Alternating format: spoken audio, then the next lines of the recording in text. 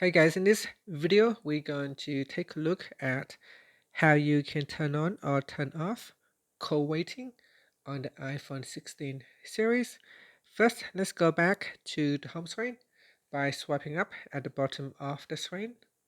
Now from the home screen, tap on settings. Then in the settings page, we scroll down and then in here, tap on apps. After that, tap on phone. Then we go down to the calls section and then tap on call waiting. In the call waiting page, tap on the call waiting toggle button to switch it on.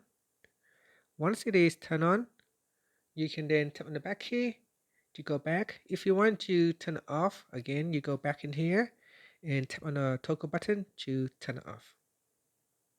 Okay, so when you turn on call waiting while you are on a phone call, if you receive another incoming call, then you will hear a small beeping sound on the background to indicate that you have another incoming call.